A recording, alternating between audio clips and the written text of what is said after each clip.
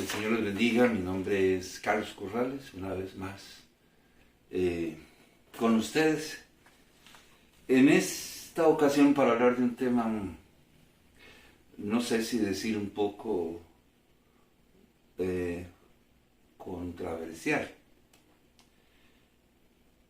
El Espíritu Santo es una mujer, por ende Dios. Fue el comentario que le escuché decir a un par de personas en las redes sociales. Una afirmación categórica de estas personas. El Espíritu Santo es una mujer.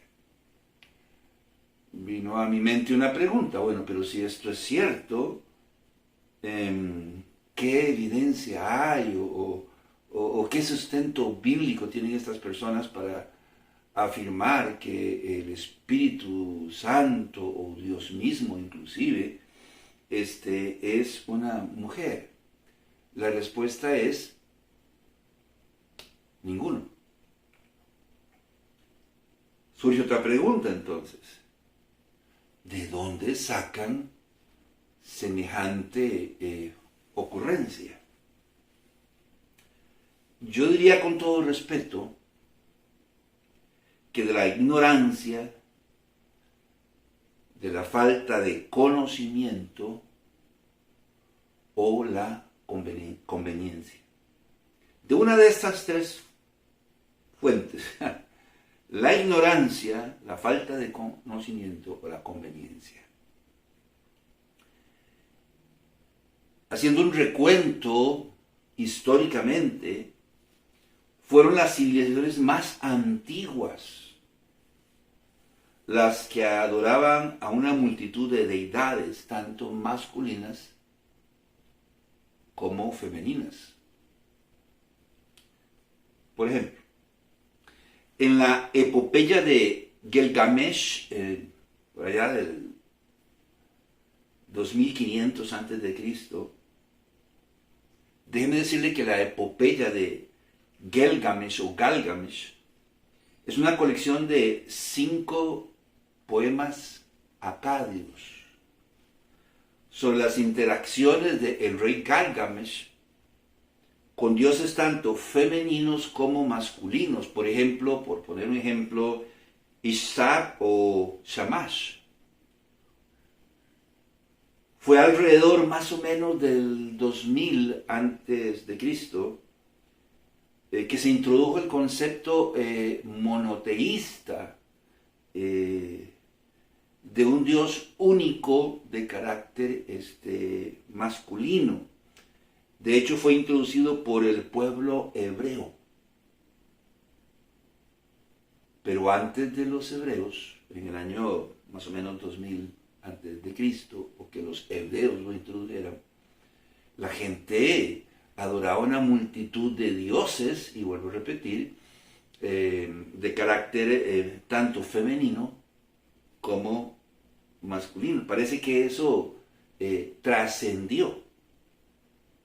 En el siglo III después de Cristo, quizás por eso encontramos a una iglesia en Siria refiriéndose al Espíritu Santo como ella. Entonces, aunque el pueblo hebreo, Dios usó el pueblo hebreo para manifestarle al mundo que Dios es un Dios único y no hay más que Él, revelado como en su figura de carácter masculino, el concepto antiguo de adorar a los dioses y a deidades femeninas persistió. Vuelvo a repetir, tanto que en el siglo III después de Cristo encontramos una iglesia en Siria que se refería al Espíritu Santo como ella. En el libro apócrifo, Hechos de Tomás o de Santo Tomás, se dice que él oraba así: venga ella que manifiesta las cosas ocultas y que hace puras las cosas indecibles, venga la Madre oculta, venga a comunicarse con nosotros en esta Eucaristía. Si usted nota, tomó como base el Padre Nuestro. Vénganos tu reino, hágase tu voluntad, así en el cielo como en la tierra. Solo que, según ellos, o sea, no hay evidencia de que el apóstol Tomás haya escrito este libro, solo que lleva ese nombre. Y es un libro apócrifo, o sea, no es reconocido como un libro inspirado. Pero hace referencia al hecho de que el Espíritu de Dios, en este caso, era llamado ella.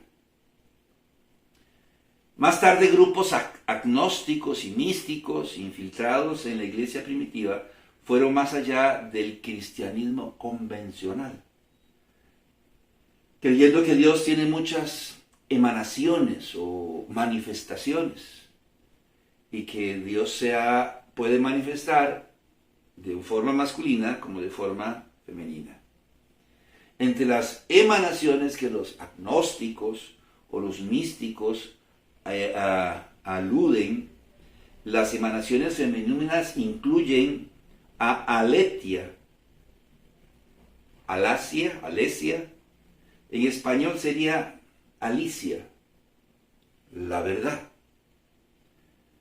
a Zoe, la vida, Spiritus, al espíritu, Eclesía, a la iglesia, y Sofía, la sabiduría. De hecho, Sofía es la diosa griega que, según la mitología, creó el universo por error. Imagínense. La cual, según los agnósticos, al final de los tiempos, Sofía se convertirá en la esposa de Cristo. Esto es un poco interesante y controversial o contradictorio. Según Ireneo, los agnósticos, cuando se bautizaban en el nombre del desconocido Padre del universo, en la verdad, Aletia, y en el nombre de la Madre de todas las cosas, Sofía. Vea qué interesante. San Anselmo, arzobispo de Canterbury en el Reino Unido, en el siglo XI, dice que oraba así: Cristo mi madre, y llamaba a Dios la Gran Madre. San Juan Crisóstomo llamaba a Cristo nuestro amigo y socio, cabeza, hermano, hermana, madre. Julian de Norwich, una monja benedictina y mística inglesa, que en su libro Revelaciones del Amor Divino del siglo XIV escribió: Dios es nuestro Padre, Dios es también nuestra Madre. Al Señor Jesús, Norwich lo llamó Madre Preciosa. Norwich dijo de la Trinidad: nuestro Padre desea, nuestra Madre opera, y nuestro buen Dios, el Espíritu Santo, confirma. Dicen los que creen, o dicen los que así creen, perdón, si el Espíritu, si a la primera persona se le dice Padre, y a la segunda persona de la Trinidad se le dice Hijo, entonces a la tercera persona de la Trinidad se le debería decir Madre.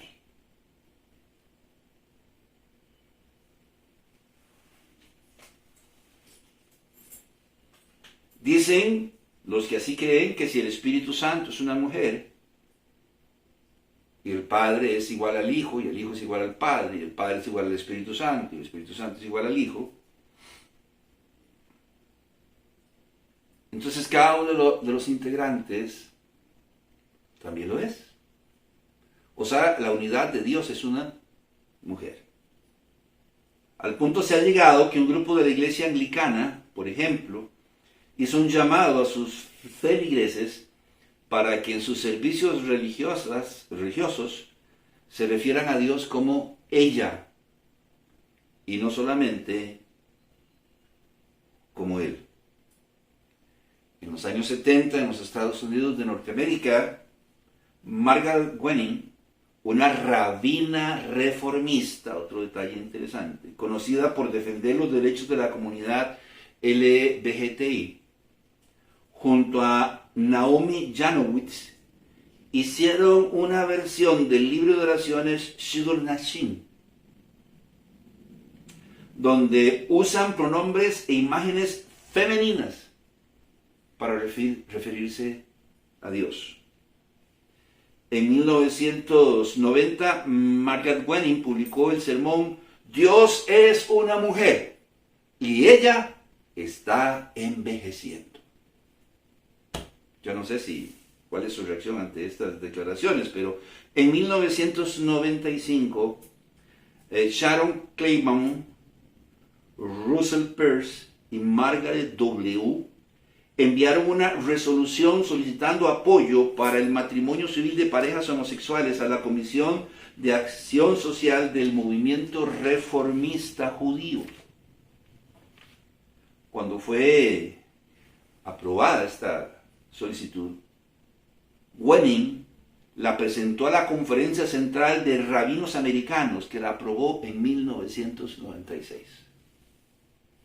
Wenning se casó con Sharon Claybaum en el 2008, aunque posteriormente se divorciaron.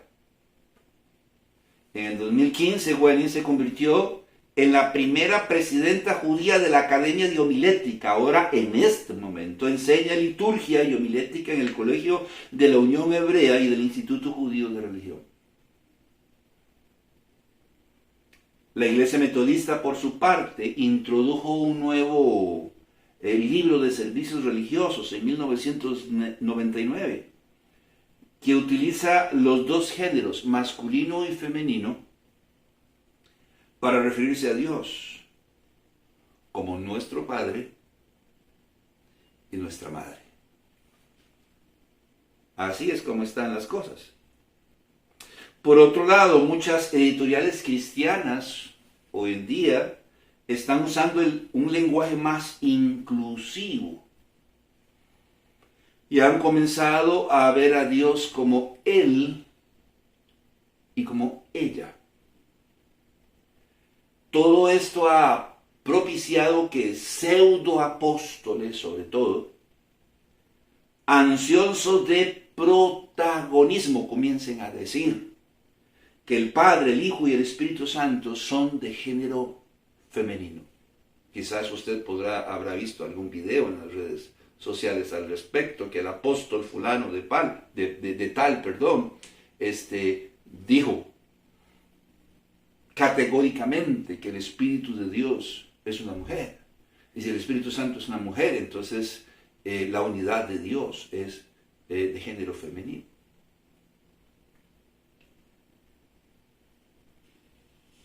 Yo he llegado a la conclusión que no vale la pena. Que no vale la pena debatir los argumentos de quienes piensan así. Sin embargo, como no podemos quedarnos callados, diremos que, si usted ha notado, estas ideologías no tienen ningún sustento bíblico.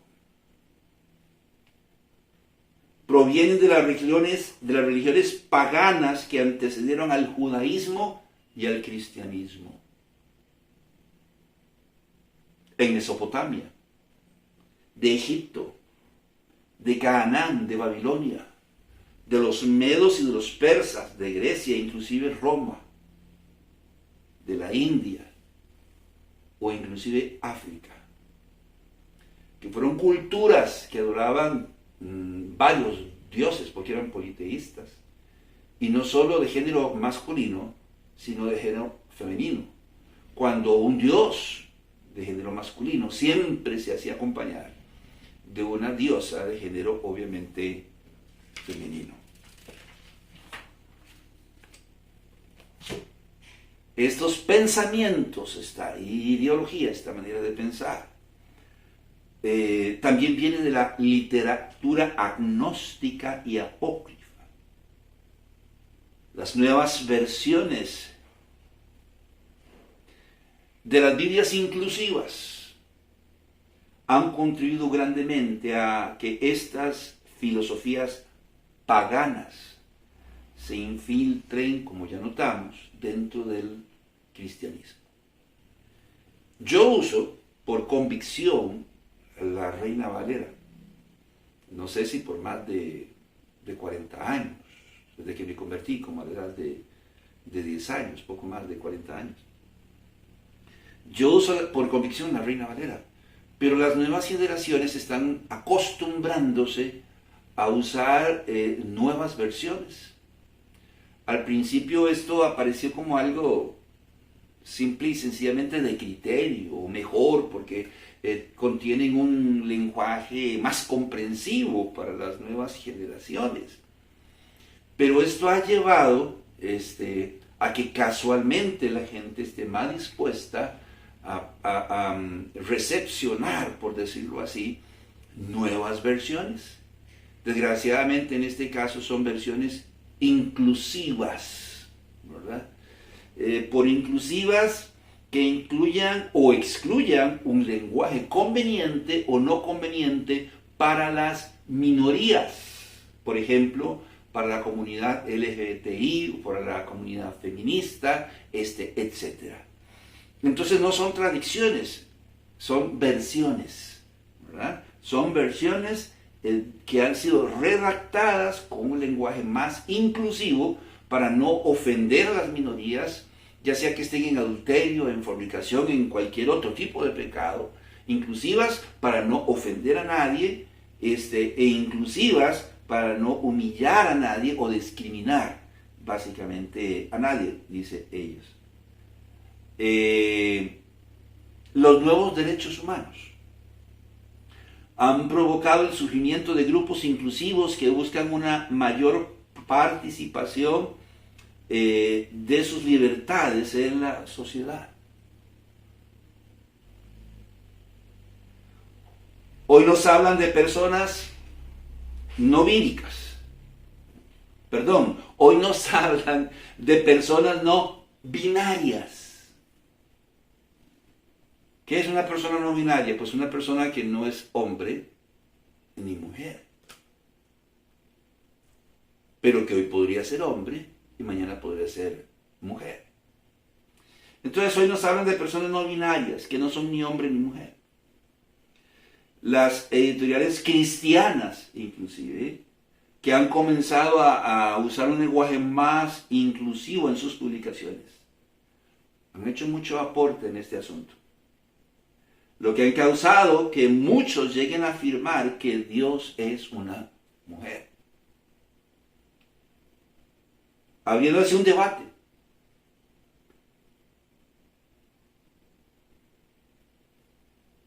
Promoviendo que otro sector, que no cree como ellos, se manifieste y diga quizás lo que usted está pensando. ¿Cómo? Pero si Dios no tiene género.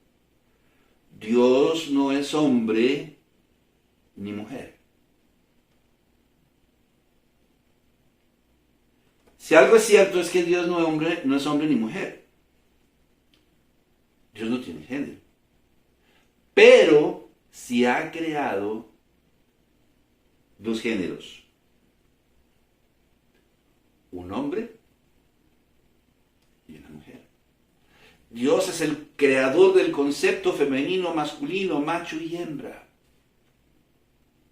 Dios no tiene género, pero Dios creó dos géneros. Varón y hembra los hizo Dios. Es muy interesante que la palabra varón viene del hebreo ish, que quiere decir un ser humano de género masculino. Básicamente quiere decir eso, ser humano, pero de género masculino. Cuando se refiere a la mujer, ya sea el término mujer o el término varona, quiere decir isha, del hebreo isha, y quiere decir un ser humano de género femenino. Y usa el término isha para distinguir a la mujer de ish, el varón. Dios no es hombre ni mujer, pero en su manifestación a los hombres, Él se ha revelado como Ish, un ser de género masculino. Que Dios hizo al hombre y a la mujer a su imagen y conforme a su semejanza, dicen ellos. Sí, a su imagen y conforme a su semejanza espiritual. Porque Dios es espíritu. Al menos eso dice el Señor Jesucristo en el libro de San Juan, en el capítulo 4, en el versículo 24. Dice el Señor, Dios es espíritu, y los que le adoran en espíritu y en verdad es necesario que adoren. Dios es espíritu. Entonces, si nosotros fuimos hechos a imagen y semejanza de Dios, porque ellos echan mano de esto para decir que por eso podemos ser no binarios, sea ni mujeres ni hombres, o un día puede ser hombre, otro día puede ser mujer.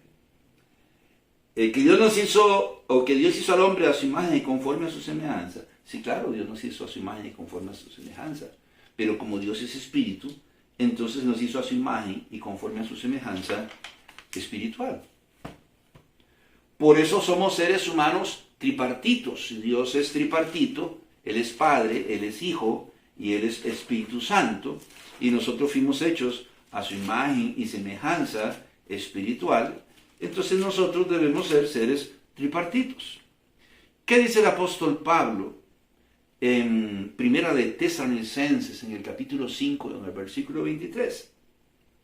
Y el mismo Dios de paz os santifique por completo, y todo vuestro ser, espíritu, alma y cuerpo, sea guardado irreprensible para la venida de nuestro Señor Jesucristo. Como usted puede notar, somos seres tripartitos. Somos cuerpo, somos alma y somos espíritu. Fuimos hechos a imagen y semejanza espiritual de Dios. Por eso tenemos sentimientos y emociones. Fuimos hechos a la imagen y semejanza de Dios espiritual. Por eso tenemos libre albedrío. Por eso tenemos voluntad o la capacidad de pensar, razonar y decidir. Igual que Dios.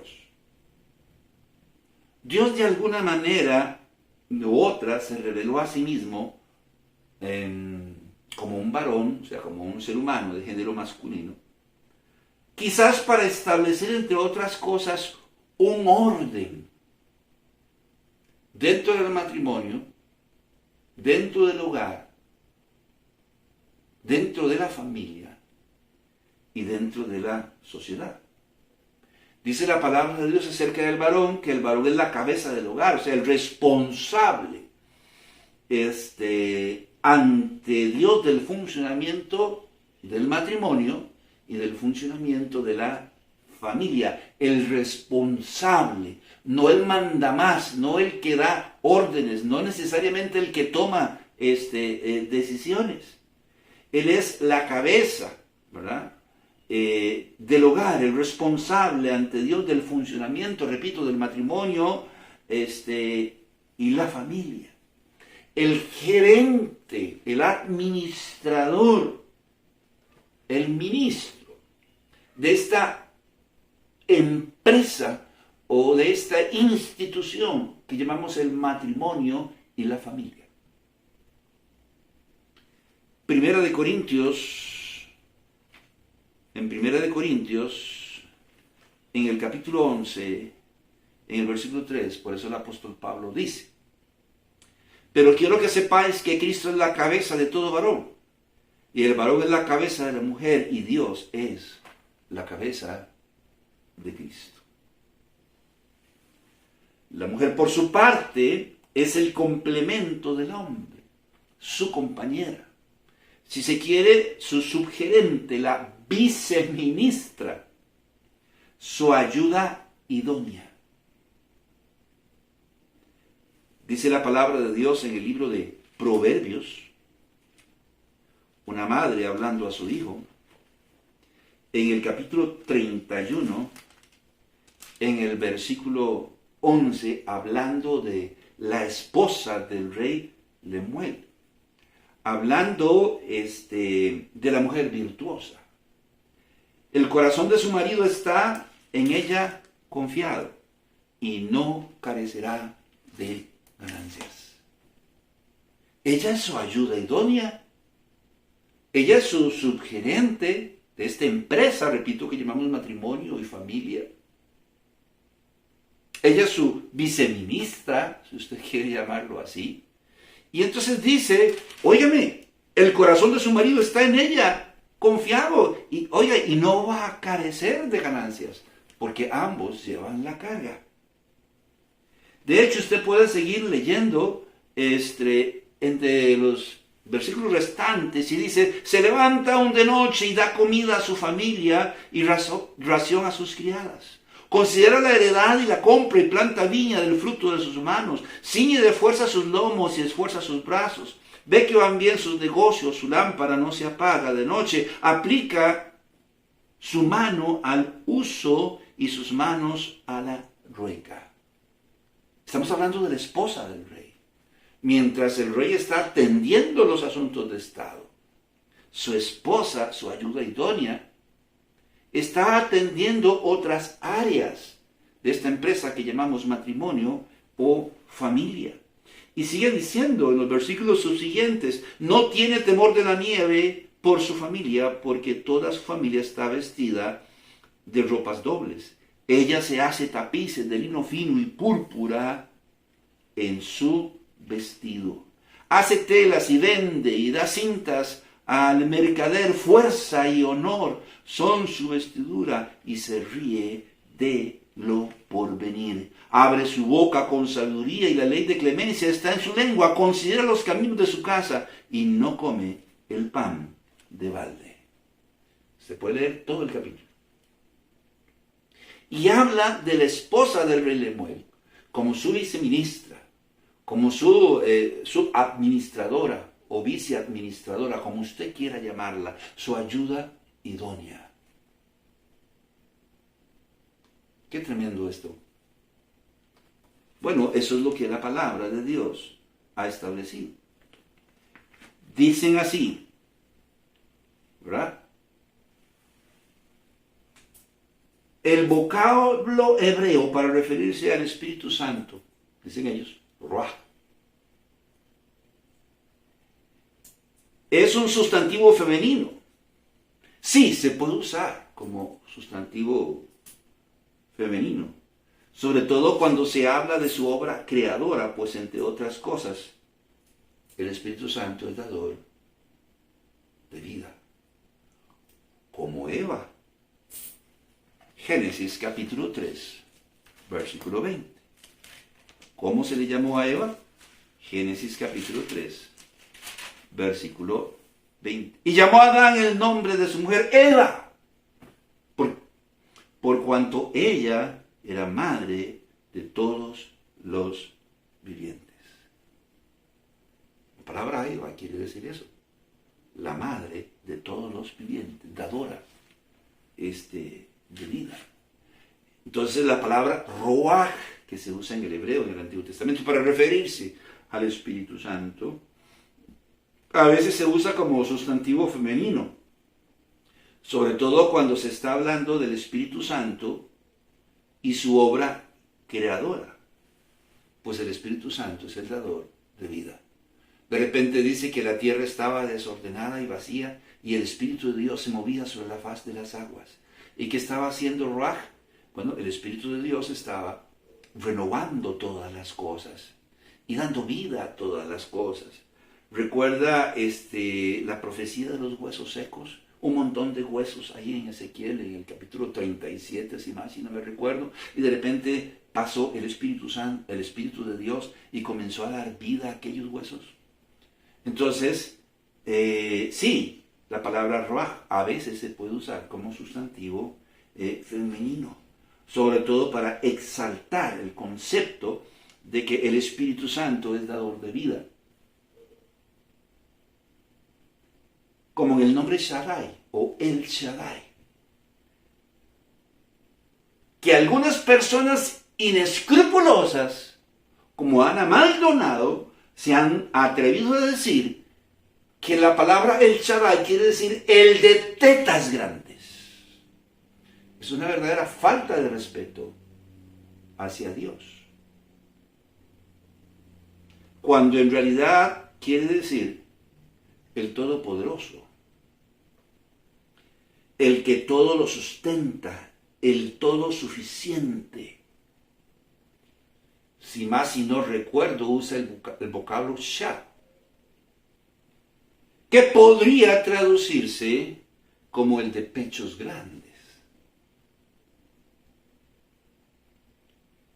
Pero lo que en realidad se pretende y se quiere decir es que Dios es todopoderoso, es que Dios es todo suficiente, que Él es capaz de sustentar todas las cosas, como una madre que es capaz de amamantar o sustentar a su hijo todo el tiempo que lo necesite. Me imagino que Abraham y Sara tenían esa imagen bien clara en su mente. Hoy en día se le dice a las madres, mire, para que usted pueda darle bastante pecho a su hijo, pueda darle leche materna a su hijo tan buena que es, que son las primeras defensas que el niño va a tener, tome bastante agua de masa, como los pericos, para que produzca bastante leche. Y hay madres que por diferentes razones no pueden producir la leche necesaria que su hijo necesita, o a veces solo por unos pocos meses. Y a veces ellas se sienten frustradas. Bueno, quizás es lo que en la palabra de Dios está contemplando con el vocablo Shah, del cual proviene la palabra El Shaddai. Pero no está queriendo decir que Dios tiene los pechos o los senos grandes, ¿verdad? Lo que está pretendiendo decir es que Dios es todopoderoso, todo suficiente. Él es el todo sustentador y Él puede sustentarnos como una madre sustenta a su hijo cuando le da pecho. Esto no quiere decir que Dios sea una mujer. Génesis capítulo 17, versículo 1. Este es el momento, el contexto histórico de la palabra El Shaddai. Era Abraham de 99 años cuando le apareció Jehová y le dijo, yo soy El Shaddai, yo soy el Dios Todopoderoso, anda delante de mí y sé perfecto. Yo soy el Todopoderoso, yo soy el Todo Suficiente, yo soy el que puedo sustentar todas tus necesidades, como una madre lo haría con su hijo. Así que esto es una metáfora, una comparación. Que si a la primera persona de la Trinidad se le llama Padre, y a la segunda persona de la Trinidad se le llama Hijo, a la tercera persona de la Trinidad se le debe llamar Madre, es un razonamiento totalmente irracional y antibíblico. Sobre todo si consideramos que el Señor llama a la nación de Israel su esposa y también la llama madre. ¿Cómo? Sí, vaya a Isaías. Isaías capítulo 54, versículo 5. Porque tu marido es tu hacedor. Jehová de los ejércitos es su nombre. Y tu Redentor, el Santo de Israel, Dios de toda la tierra será llamado. Dios está dirigiendo a la nación de Israel a través del profeta Isaías. Y le dice así, porque tu marido es tu hacedor.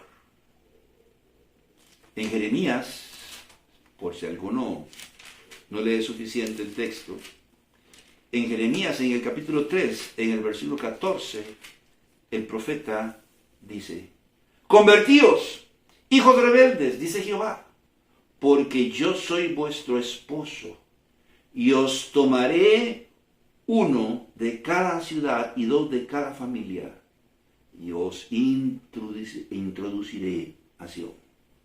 Convertíos, hijos rebeldes, dice Jehová, porque yo soy vuestro esposo.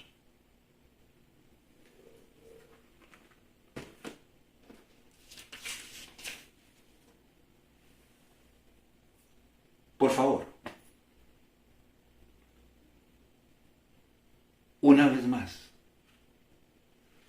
nuestra única regla de fe y práctica es la palabra de Dios. Leámosla, conozcámosla.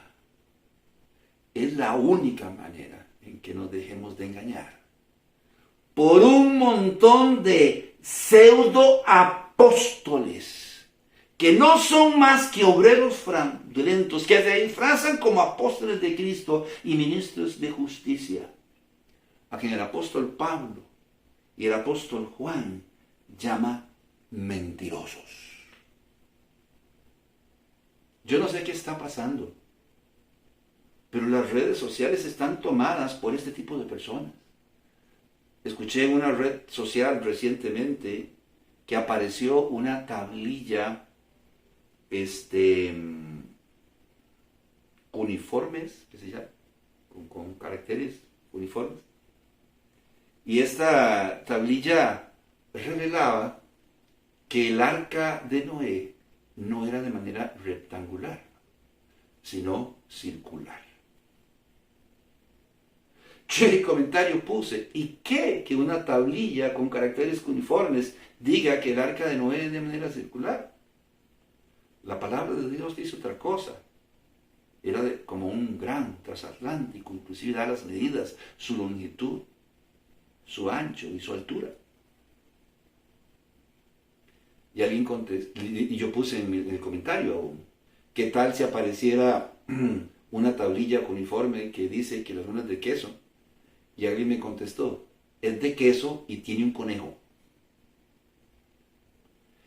Esto ya ha llegado al colmo de la irrelevancia bíblica. A mí no me importa lo que digan otras culturas y otras tablillas uniformes que puedan encontrar. Si esa es la expresión correcta, ahora estoy dudando.